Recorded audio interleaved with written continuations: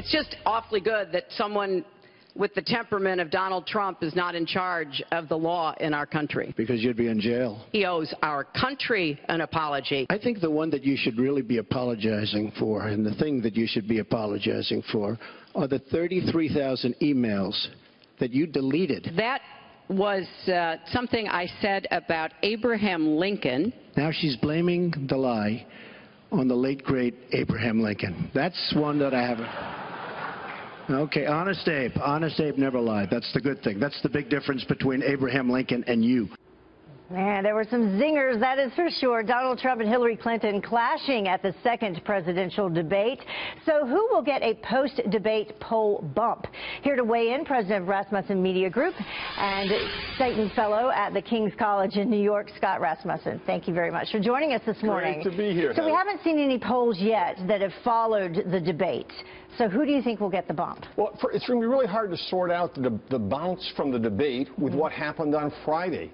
You know, my guess, and I think the early numbers show that Donald Trump had a big loss over the weekend of support after that videotape first came out. I guess he regained some, perhaps most of his support after the debate. Right. But we'll see. But he was behind going into the weekend. Yeah. He's behind today, and what he really needed was something that would change that dynamic. He doesn't have it yet. Well, we'll see. The latest Real Clear Politics head-to-head matchup has Clinton at 48 and Trump at 42.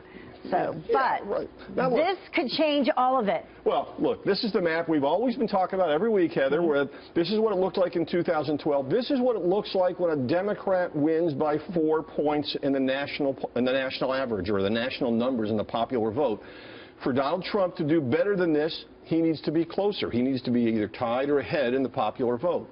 We've been talking about 13 battleground states. Donald Trump, if he wants to become president, needs to win all the red states, including these three, and then find 64 electoral votes from these blue states that were won by Barack Obama. And let's be clear, if Hillary Clinton is leading after these polls by more than 4 points, these red states are at risk. So we've talked about Florida, we've talked about Ohio, that's right. But there are other two possibilities. Right. If you go here, Donald Trump is very close at 253. Okay. Needs 270 to win. What happens if he were to add Michigan to that total? This is the political junkie fantasy. 269 to 269, we would have a tie in the Electoral College. What happens if we have a tie? Well, then the House of Representatives picks the next president, and the House votes not as individual members, but as a state. The California delegation gets one vote. The South Dakota delegation gets one vote.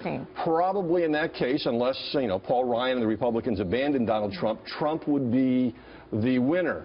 Well, however, let's talk about Paul Ryan. But the Senate, by the way, picks the vice president in that case. So in theory, you could have a President Trump and a Vice President Kaine. But Paul Ryan in Wisconsin, let's talk about that. That's another possibility. Yeah, these are the best hopes for the Republicans, are the chances for the Republicans to win these states means they have a really good night.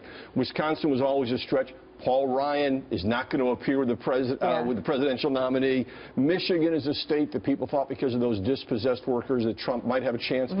But keep it in perspective. These states have gone Democratic for a generation and not close. They have been consistently more Democratic than the national average.